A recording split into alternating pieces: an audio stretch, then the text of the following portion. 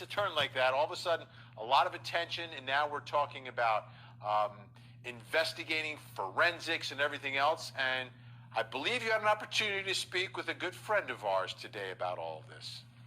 I did. Joseph Scott Morgan, who is, well, if you watch any kind of true crime, you know who he is. He's a certified death investigator. He's a professor of forensics at Jacksonville State University, and he's super duper smart when it comes to all things analytical when you come to a crime scene. And because of the conversation, Vinny, that you and I had last night about the potential for the remains to have been burned due to the witnesses around that property saying they'd seen bonfires, I took a deeper dive with Joe Scott, and I asked him, tell me what you see when you look at this crime scene, inch by inch by inch, and specifically that fire ring. And wow, did I get a lesson. I want you to have a listen. Joe, give me your overall impressions when you first saw the aerial view of this crime scene. Just based on the aerial view that I saw, it was striking by the virtue of the fact it's in the middle of the field, and there was no other where that someone had dug. They were specifically in one location, Ashley. All of the investigators were right there, concentrated on that one focal area, trying to exhume anything that was there and try to recover any kind of evidence. They knew what they were after. They specifically did. They knew what they were showing up for. They were prepared when they got there. So you think they knew exactly where to go, and it's no small surprise that they only dug in one spot. You think maybe someone had told them what they needed to know? My thought is that there's any number of ways they could have come to that point. I think one of the most glaring things was the fact that they could have used a cadaver dog out at this location, and maybe the dog alerted. Remember, these dogs, you know how they talk about how we have kind of a spectrum of vision, you know, as human beings. Dogs actually have kind of this pseudo spectrum of smell. And this dog is specifically trained. If that dog went to that area and what we refer to got a hit on that area, they would mark that spot, come back out and begin to excavate it.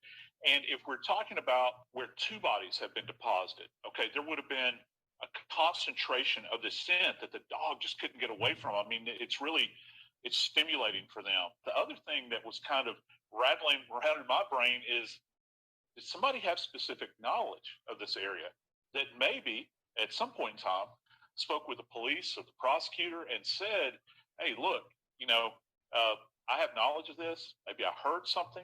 Maybe I saw something. Maybe I was there. And this is where you can look, because this is the thing about it. It is so very specific. And what if they have a search warrant that says, we have reason to believe, and they're saying this to the magistrate or the judge that they're just trying to get to sign off on this thing, that there are human remains buried immediately adjacent to what's referred to as the fire ring or the fire pit and out back of the barn in a specific location. And you mentioned, you know, did somebody who was there say something? There are so many people who possibly could have, right? First of all, it's very, very close to the road, so there could have been someone who drove by who thought it was odd in the middle of the night to see activity out there. Perhaps it was Tammy Daybell before she died, because those kids went missing before she died. Perhaps it's one of the two who everyone suspects may end up being charged with further charges in this case, and that's Chad and Lori. Perhaps it could be the kids, Chad Daybell's kids, who live across the street and are in and out of that house as well. So there's no shortage of people who could have seen something and perhaps said something. What I'd love you to do, Joseph, is with your vast body of knowledge of these forensic sites and having visited so many of these sites as well, while they're actually being excavated. Walk me through the photograph that shows the aerial view of not only that fire ring that you talk about that's so close to where the excavation site is, but everything that's all surrounding it, all the specifics, and tell me what those things are. For me, when I began to look at these, we had several iterations of these photographs. I think the first generation kind of came from a helicopter that was flying over, and you can see there's a progression in time where the landscape kind of changes, and you see tents begin to pop up, and you see actually in a couple of them, there's actually a backhoe out there where they're doing the initial dig. And in the initial appearance, it doesn't look the same as it did at the beginning. They're starting to kind of disassemble it. In one image, you can actually see two investigators actually picking through the area that is the fire ring. The logs have been moved out of the way. It appeared to be logs outside of the fire ring that people could sit on. They've been moved out of the way. Now you've got investigators that are in there. Then you go over to the main excavation site, and I don't want to say how many feet it is, but I'll say that it's within 20 yards of the fire ring, safe. Move over to this large area where there are multiple personnel that are literally down in what appears to be an excavated pit. You can see that there are buckets of dirt. There's multiple buckets of dirt. These are these white plastic buckets, and kind of let me paint the picture as to what's happening here. Every time a shovel goes into the ground in one of these locations, that shovel contains the most valuable piece of evidence that you have at that moment, and that is that dirt. It goes into a bucket. That bucket is then taken over to a separate processing area where it's screened. And I'm sure that a lot of our viewers are very familiar with how forensic anthropology works in the field. And we'll take that dirt and put it through a sifter, and everything that falls down, the tiny, minute things are left by what's left behind are actually pieces of evidence. Things we'd be looking for are bullet fragments, bits of metal, bone, even buttons, zippers, anything like this that is going to have some type of evidentiary value. And you have to be able to set why it's important to have a forensic anthropologist out there. First off, not everybody recognizes skeletal remains. Sometimes it just looks like a rock to other people, but for them, they can recognize it. And I can almost guarantee there were one of these individuals at the scene. So they're trying to bring up anything that is going to give us information about the remains that they find in this area. And it is tedious, but you want the tedium. You want the attention to detail because, as you know, it's in the finest detail that the whole case can be lost. So what are some of the other interesting areas around that photograph that to the untrained eye, it just looks like gear? But what's going on? There are multiple locations that they have set up at the site in order to essentially process this evidence that they're recovering. And probably one of the most heartbreaking things to me is that you can see two separate areas. There's like two separate tarps that are on the ground. They're blue. My thought is that each one of those tarps is used for separate remains. But one of the things that happens is called commingling. So you want to be able to keep the remains separated. You're going to have, unfortunately, JJ's remains, and you're going to have Tylee's remains. And so you want to try to keep them separated because at this point, this is a homicide investigation. And everything that comes out of there, including the bodies and all of the injuries associated with those bodies, Ash, that's a body of evidence that you can't get past and you can't dismiss and you can't take lightly. Was there any equipment that you noticed that the layperson wouldn't recognize? In the earlier iterations of the photographs, I could have sworn that I may have seen ground penetrating radar out there. For people that haven't seen it, these devices, they kind of look like an old-fashioned reel lawnmower that has a handle that comes up, you hold, and it's generally got an electronic box on the front of it, and you push over the area, and it can give you an indication if the soil is like truly disrupted below the visual spectrum. And it can also give you the topography beneath the soil. So if it kind of undulates, you can actually pick up on an image sometimes when this is read back that you have a body, for instance. You can pick up on the outline of a skeleton in there. And, this goes to documentation. It's almost like a photograph because if you capture that, that can be utilized in court. And to the nature of the hole itself that they have excavated out there. Ash, one of the things that was so striking, people have talked about Chad Daybell having worked in the graveyard in the past as a grave digger. This has been talked about extensively. Most graves, as we know, are about 6 feet in depth.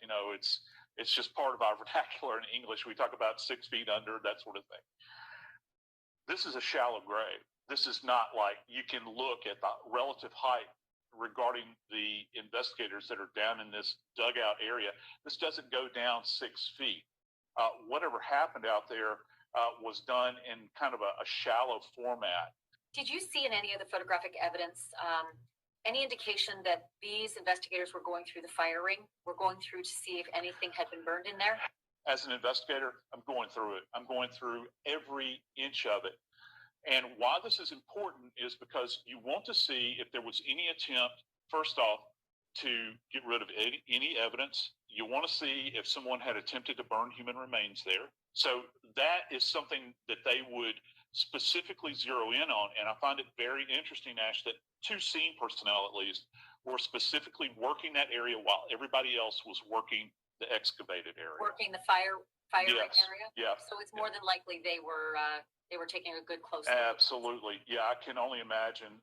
They did have the FBI evidence team that was out there, and they came ready. They didn't show up in a haphazard manner. You can just look at the vehicles out there. They actually had their scene processing vehicles out there. They showed up with this. They were ready to rock and roll.